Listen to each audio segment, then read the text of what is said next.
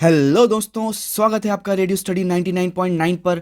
और आज हम लेकर आए हैं अपनी एसएससी डिस्क्रिप्टिव एसे सीरीज का साइंस एंड टेक्नोलॉजी का एक टॉपिक जो कि है आर्टिफिशियल इंटेलिजेंस और क्रिप्टो करेंसीज। ये वीडियो यूजफुल रहेगा उन सभी एग्जाम्स के लिए जिसमें ऐसे पूछा जाता है। दोस्तों, आर्टिफिशियल इंटेलिजेंस और क्रिप्टो करेंसीज लेटेस्ट टेक्नोलॉजीज हैं, इसीलिए किसी भी एग्जाम में इन पे क्वेश्चन आने के चांसेस बहुत ज़्यादा हो जाते हैं। इसीलिए बिना किसी देर के आइए शुरू करते हैं। दोस्तों, वीडियो शुरू करने से पहले मुझे आपसे एक शिकायत है कि आप लोग इन वीडियोस को लाइक नहीं कर रहे और आप कमेंट तो बिल्कुल भी नहीं कर रहे, जिससे मुझे ये नहीं पता चल पा रहा कि आपको ये सीरीज़ कैसी लग रही है। अगर आपको ये सीरीज़ अच्छी नहीं लग रही दोस्तों, तो आप मुझे बता दीजिए, मैं ये सीरीज़ ख़त्म कर दूं और मैं किसी और कॉन्सेप्ट पे काम करूं। तो अगर ये सीरीज़ आपको अच्छी लगी तो ऐसे थोड़ा मार दीजिए हाथ, आप थोड़ा सा मार दीजिए, एक बार मार दीजिए। तो दोस्तों, स्टार्ट करते हैं अपने टॉपिक आर्टिफिशियल इंटेलिजेंस से। और आर्टिफिशियल इंटेलिजेंस के वर्ड में एक बहुत बड़ा नाम आता है सुंदर पिचाई जी का, जो कि अल्फ़ाबेट के सीईओ हैं। उन्होंने आर्टिफिशियल इंटेलिजेंस को लेके एक डेफिनेशन दी है। Artificial intelligence is probably the most important thing humanity has ever worked on. दोस्तों, ये डेफिनेशन आर्टिफिशियल इंटेलिजेंस के पोटेंशियल को एक्सप्लेन करती है कि आर्टिफिशियल इंटेलिजेंस एक सबसे बड़ी चीज़ है जिस पे ह्यूमन ने वर्क किया है कभी भी हिस्ट्री में। दोस्तों, गूगल के अलावा बहुत सारी कंपनीज आर्टिफिशियल इंटेलिजेंस पे वर्क कर रही हैं, जैसे Google, IBM, Apple, Facebook, Amazon, Samsung. ऐसी बहुत सारी कंपनीज आर्टिफिशियल इंटेलिजेंस पे बहुत तेज़ी से वर्क कर रही हैं, क्योंकि आने वाला जो फ्यूचर है वो आर्टिफिशियल इंटेलिजेंस पे ही बेस्ड होगा। तो जो जितना एक्सेल करेगा आर्टिफिशियल इंटेलिजेंस में, वो उतना ही पावरफुल होगा और उसकी उतनी ही मार्केट में डोमिनेंस होगी। दोस्तों, आर्टिफिशियल इंटेलिजेंस एक तरह की कॉपी होती है ह्यूमन इंटेलिजेंस की मशीनों के द्वारा।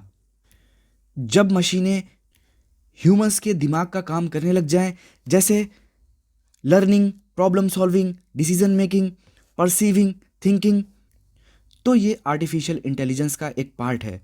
दोस्तों, यहाँ पर आर्टिफिशियल इंटेलिजेंस के इंट्रोडक्शन में आप ये लाइन लिख सकते हैं that artificial intelligence is the simulation of human intelligence by machines. It refers to the ability of the machines to perform cognitive task like thinking, perceiving, learning, problem solving and decision making.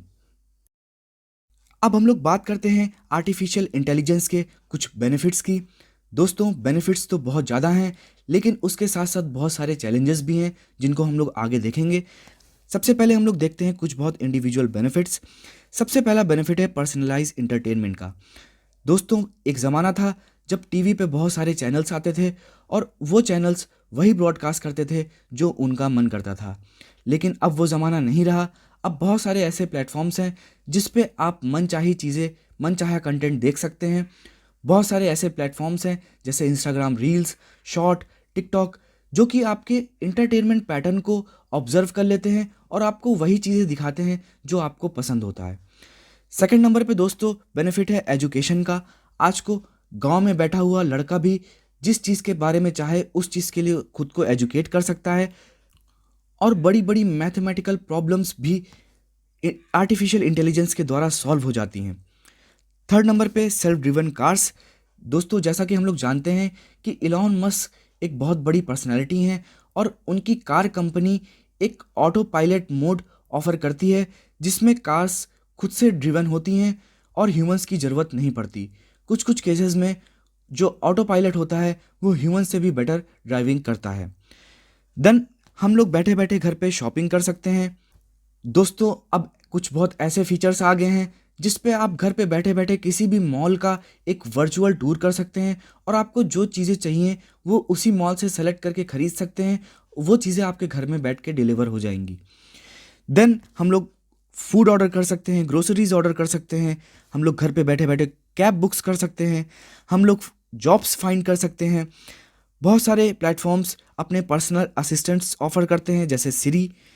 And then हम लोग translation का भी फ़ायदा उठा सकते हैं। दुनिया में कोई भी लैंग्वेज हो हम लोग उसको समझ सकते हैं, और ये सब पॉसिबल होता है आर्टिफिशियल इंटेलिजेंस के द्वारा ही। अब हम लोग बात कर लेते हैं बेनिफिट्स एट लार्ज की। आर्टिफिशियल इंटेलिजेंस के थ्रू इस वर्ल्ड को, इस सोसाइटी को क्या बेनिफिट्स होंगे। सबसे पहला बेनिफिट होगा हेल्थ केयर में एक बहुत बड़ा इंप्रूवमेंट आएगा।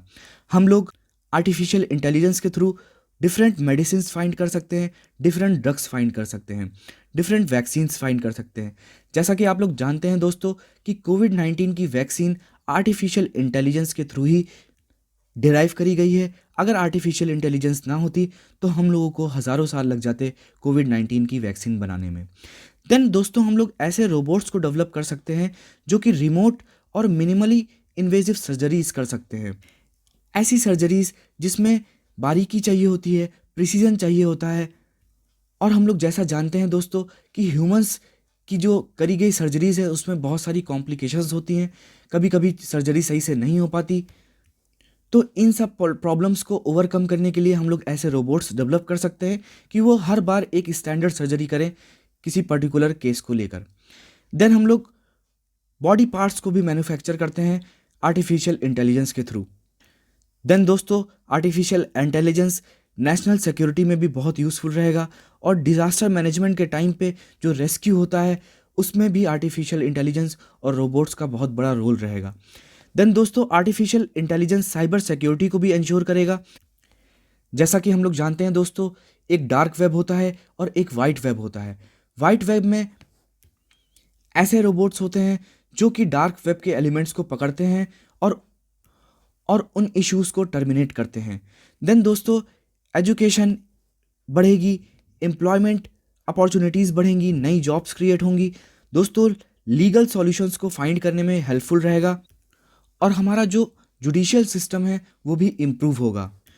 दोस्तों कोर्ट्स में जब भी कोई केस जाता है तो आर्टिफिशियल इंटेलिजेंस के थ्रू हम लोग ये पता लगा सकते हैं कि ऐसा सिमिलर केस पहले कब हुआ था, और उसके प्रोविजंस को हम लोग जानकर जस्टिस प्रोवाइड कर सकते हैं।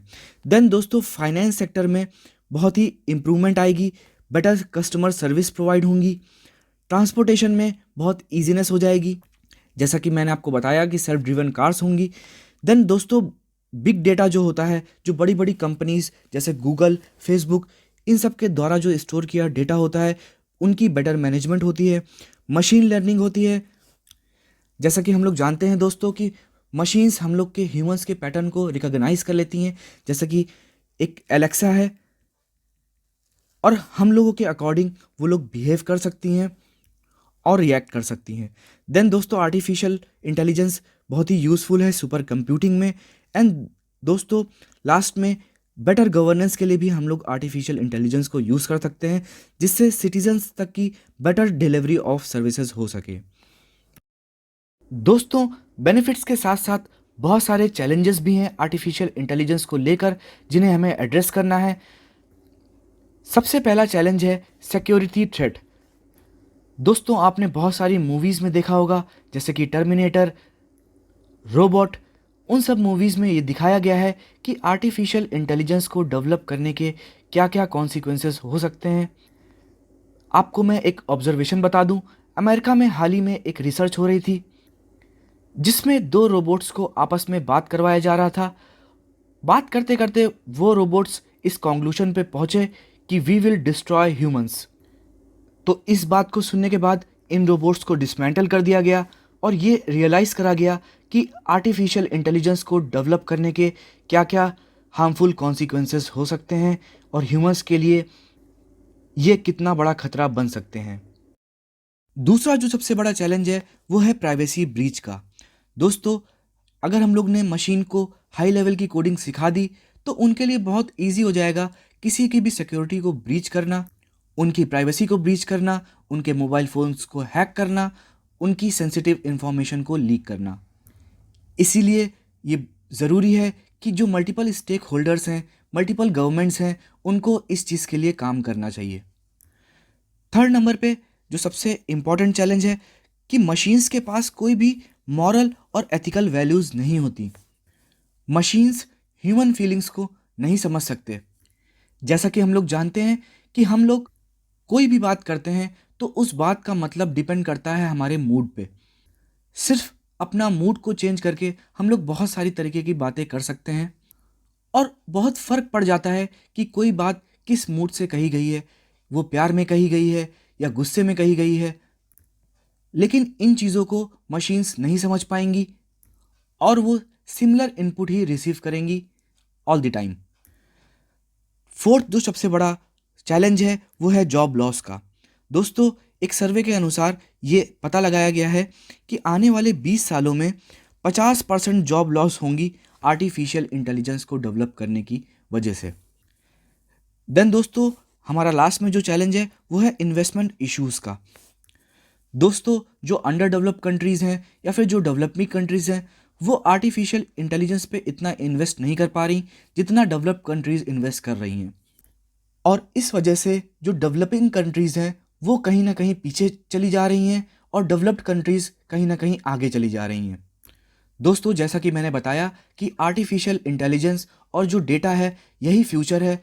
जिन कंट्रीज़ के पास इन चीज़ों में एक्सीलेंस होगी वही कंट्रीज़ आगे बढ़ेंगी और इकोनॉमिकली पावरफुल होंगी। अब हम लोग बात कर लेते हैं कुछ बहुत वे फॉरवर्ड सजेशंस की। सबसे पहला सजेशन है कि प्रॉपर पॉलिसी होनी चाहिए और रेगुलेशन होनी चाहिए लोगों की प्राइवेसी को लेकर, उनकी सिक्योरिटी को लेकर, और इन चीज़ों पर वर्ल्ड को एक साथ होकर काम करना पड़ेगा, तभी आर्टिफिशियल इंटेलिजेंस ह्यूमंस के लिए बेनिफिशियल होगा।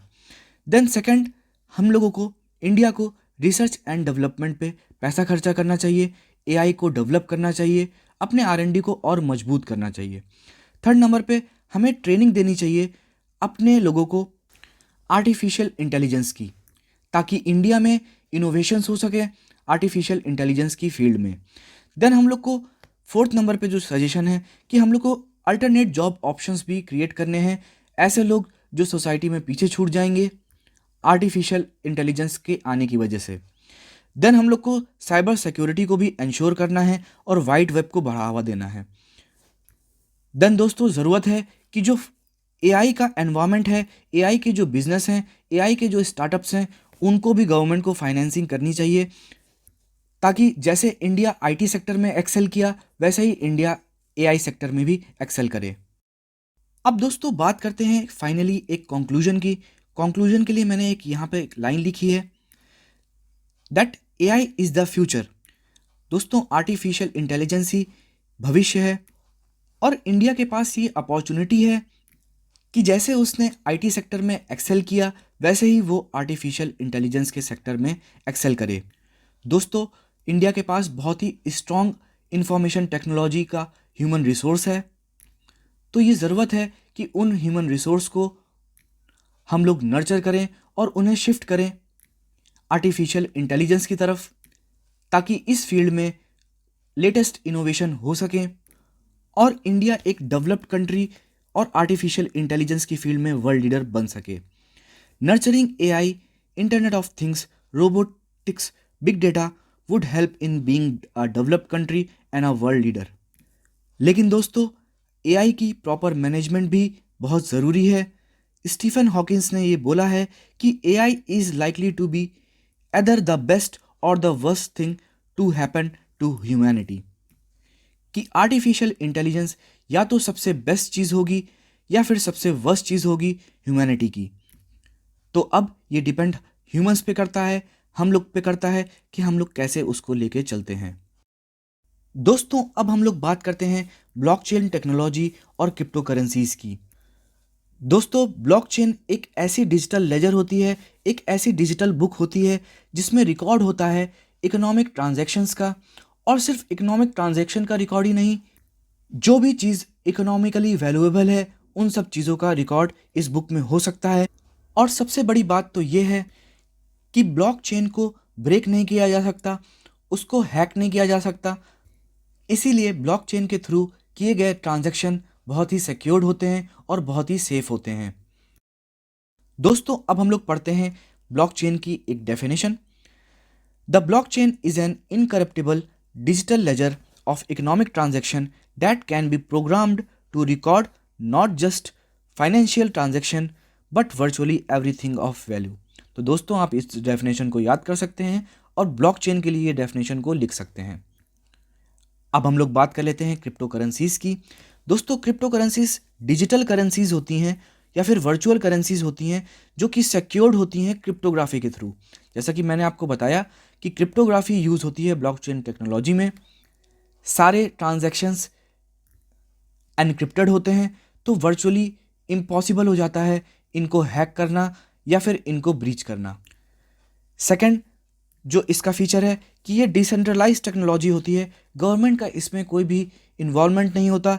आप इस टेक्नोलॉजी को यूज़ करके अपने पैसों को स्टोर कर सकते हैं, उनका एक्सचेंज कर सकते हैं बिना अपना नेम यूज़ किए। देन दोस्तों ये एक डिस्ट्रीब्यूटेड पब्लिक लेजर पे बेस्ड होती हैं जिसको हम लोग ब्लॉकचेन बोलते हैं। देन दोस्तों सबसे कॉमन जो क्रिप्टो करेंसीज हैं वो है बिटकॉइन, इथेरियम, रिपल एसेट्रा। अब हम लोग बात कर लेते हैं क्रिप्टो करेंसीज के कुछ यूसेज की। सबसे पहला इसका यूज़ है कि आप इससे परचेज एंड सेल कर सकते हैं गुड्स एंड सर्विसेज की पूरी दुनिया में कहीं पर भी। सेकंड जो इसका यूसेज है वो है आप कहीं पर भी मनी ट्रांसफ़र कर सकते हैं या अपने पैसों को स्टोर कर सकते हैं। और दोस्तों आजकल क्रिप्टो करेंसीज में इन्वेस्ट करने का एक ट्रेंड चल रहा है, नई नई क्रिप्टो करेंसीज आ रही हैं, तो वो एक इन्वेस्टमेंट अपॉर्चुनिटीज़ क्रिएट कर रही हैं इन्वेस्टर्स के लिए। दोस्तों अब देखते हैं हम लोग कुछ बहुत एडवांटेजेस। सबसे पहला मैंने आपको बताया कि सिक्योरिटी होती है ट्रांजैक्शंस की, आपकी आइडेंटिटी प्रोटेक्ट रहती है, फ्री होता है सेंट्रल लेजिस्लेशन से, गवर्नमेंट्स इसमें इन्वॉल्व नहीं कर पाती। देन इसमें लो ट्रांजैक्शन फीस होती है और कहीं कहीं पर तो ट्रांजैक्शन फीस ही नहीं होती। देन आप पूरी दुनिया में कहीं पर भी पेमेंट कर सकते हैं, payment across the globes. Then benefit होता है सेलर के लिए, क्योंकि एक बार अगर इसमें आपने पेमेंट कर दी तो वो पेमेंट वापस से रिवर्स नहीं हो सकती, तो वो सेलर्स के लिए एक बेनिफिट है। देन आपको अपनी करेंसी का ओनरशिप मिलता है। दोस्तों जैसा कि हम लोग जानते हैं कि जो ऑफिशियल करेंसी होती है उसकी ओनरशिप हम लोग के पास नहीं होती, उसकी ओनरशिप गवर्नमेंट के पास होती है। बट इस टेक्नोलॉजी के थ्रू जो क्रिप्टो करेंसीज हैं उसमें ओनरशिप आपके पास रहती है। देन दोस्तों ये बहुत ही अच्छा एक अपॉर्चुनिटी है इन्वेस्टमेंट के लिए। देन दोस्तों हम लोग बात कर लेते हैं कुछ बहुत थ्रेट्स या चैलेंजेस जो क्रिप्टो करेंसीज में हैं। सबसे पहला तो इसमें जो थ्रेट है, चैलेंज है, वो एक्सेसिबिलिटी का है। दोस्तों जैसा कि मैंने आपको बताया कि क्रिप्टो करेंसीज डिजिटल करेंसीज होती हैं, तो हमें इंटरनेट की एक ज़रूरत पड़ती है, एक नेटवर्क की ज़रूरत पड़ती है इनको एक्सेस करने के लिए। अगर दुनिया से इंटरनेट हट जाए तो फिर ब्लॉकचेन टेक्नोलॉजी ही नहीं रह जाएगी, ना ही कोई क्रिप्टो करेंसी रह जाएगी। देन दोस्तों ये एक कॉम्प्लेक्स प्रोसीजर है इसको समझ पाना, तो जो इलिटरेट्स हैं उनके लिए तो बिल्कुल भी ये टेक्नोलॉजी नहीं है। देन दोस्तों प्राइस की वोलेटिलिटी बहुत ज़्यादा होती है, प्राइस बहुत ऊपर नीचे होता है इन करेंसीज़ का। हो सकता है कि आपने 1 लाख रुपए इसमें इन्वेस्ट किया और अगले ही दिन वो 10,000 रुपये हो जाए। देन दोस्तों मनी लॉन्ड्रिंग का इशू है, क्योंकि ये सेंट्रल लेजिस्लेशन से फ्री होता है, गवर्नमेंट इसमें इंटरफेरेंस नहीं कर पाती, तो लोग इसमें मनी लॉन्ड्रिंग करते हैं और इससे टेररिज्म भी बहुत प्रमोट होता है। टेररिस्ट इसको अपना एक पेमेंट मेथड की तरह से यूज़ करते हैं। देन दोस्तों ये एक थ्रेट है ऑफिशियल जो करेंसी है, ऑफिशियल जो मॉनेटरी सिस्टम है वर्ल्ड का और कंट्रीज़ का, उसके ऊपर ये एक थ्रेट है। देन बहुत सारी कंट्रीज़ में ये इलीगल है, तो लोगों को इसको रखने में भी प्रॉब्लम है कि बहुत सारी कंट्रीज़ तो इसको एक्सेप्ट ही नहीं करेंगी अगर हमने इसको रख लिया। दोस्तों रिसेंटली इंडियन गवर्नमेंट अपनी खुद की डिजिटल करेंसी लॉन्च करने का प्लान कर रही है और दूसरी जो प्राइवेट क्रिप्टो करेंसीज हैं उन्हें बैन करने का प्लान कर रही है। इंडियन गवर्नमेंट ने एक बिल फॉर्मुलेट किया है जिसका नाम है दी crypto currency and regulation of official digital currency bill 2021। दोस्तों ये हो सकता है कि नियर फ्यूचर में ये बिल पास हो जाए और इंडिया में क्रिप्टो करेंसीज बैन हो जाए। अब देख लेते हैं कुछ बहुत सजेशंस। सबसे पहला सजेशन है प्रॉपर रेगुलेशन। दोस्तों ऐसा बोला जाता है कि crypto currency is the future. बहुत सारी कैपिटलिस्ट इकोनॉमीज़ और बहुत सारे बिजनेसमैन क्रिप्टो करेंसीज को डायरेक्टली सपोर्ट करते हैं, इसलिए ये कह पाना मुश्किल है कि आगे चल के पूरी दुनिया में क्रिप्टो करेंसी बैन हो जाएगी। अगर बैन नहीं होती और क्रिप्टो करेंसी यूज़ में आती है तो उसका प्रॉपर रेगुलेशन होना चाहिए ताकि मनी लॉन्ड्रिंग और टेररिज्म जैसी चीज़ें ना हो पाए। देन दोस्तों, सबसे बड़ा जो इशू है नेटवर्क का इशू, कि किसी भी क्रिप्टो करेंसी को ओन करने के लिए, उसका ट्रांजैक्शन करने के लिए नेटवर्क होना चाहिए, इंटरनेट होना चाहिए। तो इस चीज़ को भी एड्रेस करने के लिए स्टेप्स लिए जाने चाहिए। जैसे कि एक प्रोजेक्ट है जिसका नाम है ICP, इंटरनेट कंप्यूटर प्रोटोकॉल। ये भी एक क्रिप्टो करेंसी है। इसका प्राइस अराउंड $300 है। और इस कंपनी ने ये प्लान किया है कि हम network free, network less crypto currency launch करेंगे। तो दोस्तों, वर्ल्ड में ऑलरेडी ऐसे इनिशिएटिव लिए जाने लगे हैं कि बिना नेटवर्क, बिना इंटरनेट के क्रिप्टो करेंसीज का यूसेज हो। देन दोस्तों, मैनेजिंग वोलेटिलिटी, जो प्राइस का ऊपर नीचे हो जाती है क्रिप्टो करेंसी, इसको भी मैनेज करना है ताकि जो लोग इसमें इन्वेस्ट करें उनका बहुत ज़्यादा लॉस ना हो। जैसे एग्जांपल USDT करके क्रिप्टो करेंसी है। ये कंपनी कोशिश करती है कि जो यूएस डॉलर्स हैं उससे अपनी क्रिप्टो करेंसी का रेट उसके आसपास रखा जाए। देन दोस्तों, अगर बड़े बड़े बिजनेसमैन इससे लॉन्ग टर्म गेंस लेते हैं तो उनके ऊपर भी टैक्सेशन होना चाहिए, जिससे कि गवर्नमेंट का रेवेन्यू बढ़ेगा और इकोनॉमिक ग्रोथ होगी। इसी के साथ ये वीडियो हमारा ख़त्म होता है। लाइक करें, शेयर करें, कमेंट करें और सब्सक्राइब करना तो बिल्कुल भी ना भूलें। Thanks for watching. आपका दिन शुभ हो।